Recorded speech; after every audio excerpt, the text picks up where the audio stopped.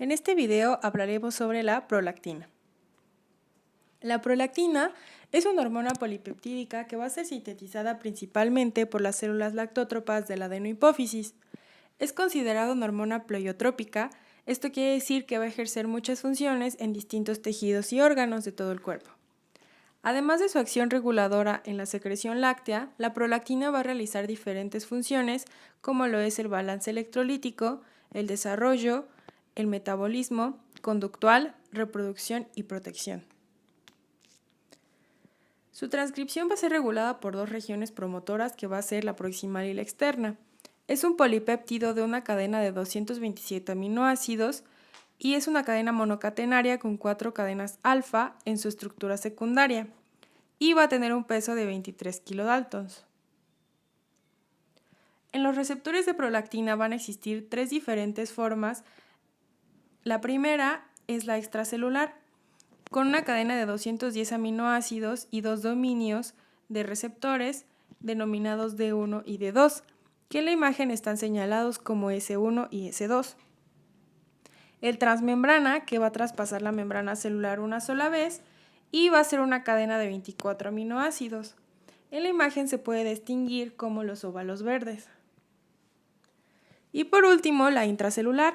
Esta va a ser la más específica de las tres y va a contener dos regiones que se denominan caja 1 y caja 2 que van a estar muy próximas a la membrana plasmática. Los pasos que se necesitan o que realiza la prolactina al unirse a estos receptores son el primero, que la prolactina se va a unir a la molécula de receptor por su primer dominio o D1, que se forma por los residuos de aminoácidos de las hélices alfa 1 y alfa 4. Este complejo se va a denominar biológicamente no activo.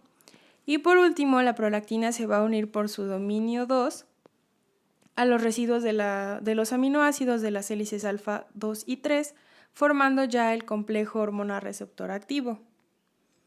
Su síntesis y secreción de prolactina, como lo habíamos mencionado hace unos momentos, se va a llevar a cabo en las células lactótropas, también denominadas mamótropas, de la adenohipófisis. Las células más externas del lóbulo anterior responden mejor a la hormona liberadora de tirotrofina. En cambio, las células más cercanas a la neurohipófisis van a responder mejor a la dopamina. Esta regulación y síntesis hipotalámica de la prolactina va a responder a los estrógenos y angiotensina 2, que van a incrementar la liberación de prolactina hipotalámica. En la placenta se van a producir y secretar hormonas lactogenoplacentarias, que son proteínas muy similares a la prolactina, como lo son la proliferina y proteínas relacionadas con esta última. En la decidua se van a producir moléculas de prolactina muy similares e indistinguibles de la prolactina hipoficiaria humana. Esta secreción va a estar regulada localmente y no por factores liberadores de tirotrofina de origen hipotalámico. Y la progesterona va a ser un potente estimulador de producción de prolactina en la decidua. En la glándula mamaria se van a sintetizar y secretar las moléculas de prolactina en las células epiteliales. Se van a detectar en la leche y se van a unir a moléculas o proteínas transportadoras. Una vez que se unen a estas proteínas, se van a liberar y secretar por medio de exocitosis. La prolactina va a participar en la maduración del sistema inmunitario y neuroendocrino del neonato. Bueno, dentro de la regulación de la secreción de la prolactina tenemos que van a estar actuando la hormona liberadora de prolactina y la hormona inhibidora de prolactina. Cabe mencionar que debemos de decir que son diferentes factores los que son liberadores de prolactina y diferentes factores que son inhibidores de prolactina. No estamos hablando de una sola hormona, estamos hablando de diferentes factores. Entonces, tenemos que hablamos de un eje que es hipotálamo, hipófisis, mama o ya sea en su caso otros tejidos. Sin embargo, no es un eje estricto, ya que todos los factores que van a estar actuando dentro de esta regulación no van a ser estrictamente del hipotálamo o de la hipófisis.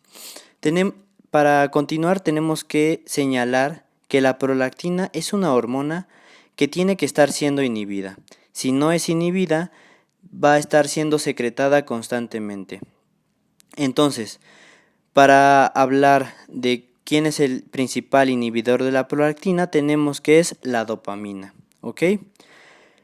Bueno, dentro de las hormonas liberadoras de prolactina vamos a tener que van a actuar de dos maneras.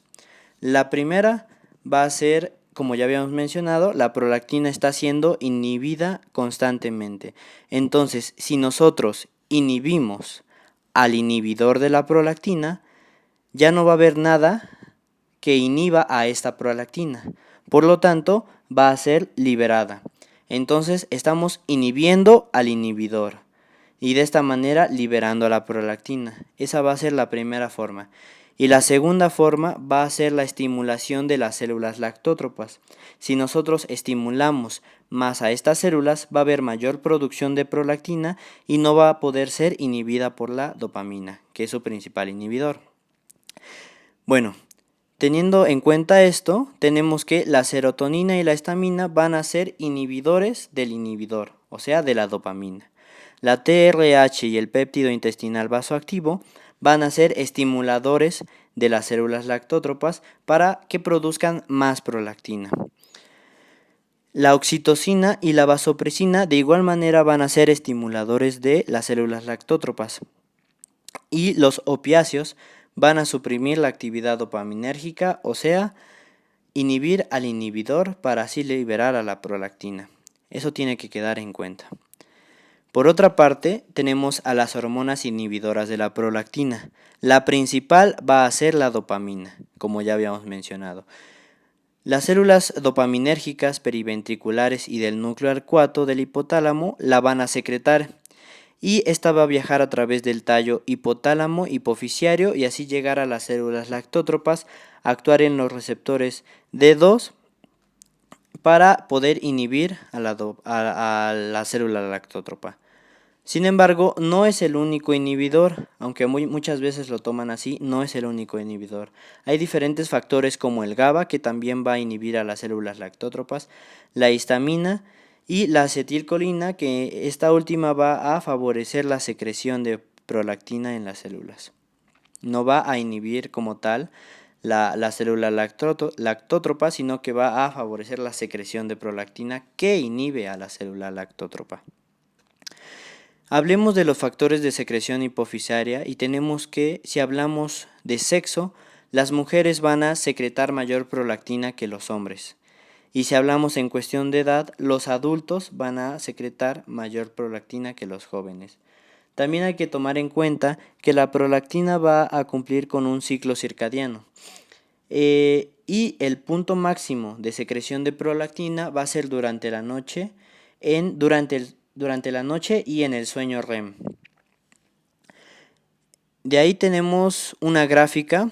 En esta gráfica podemos observar que habla principalmente de las mujeres, ya que habla de la secreción de prolactina. Por ejemplo, en su ciclo menstrual, la secreción de prolactina va a ser pues de una manera, digamos, regular. Cuando se encuentra en un periodo de gestación, la prolactina va a aumentar. Pero cuando vaya siendo la hora del parto, va a empezar a disminuir drásticamente para que también se pueda dar el parto.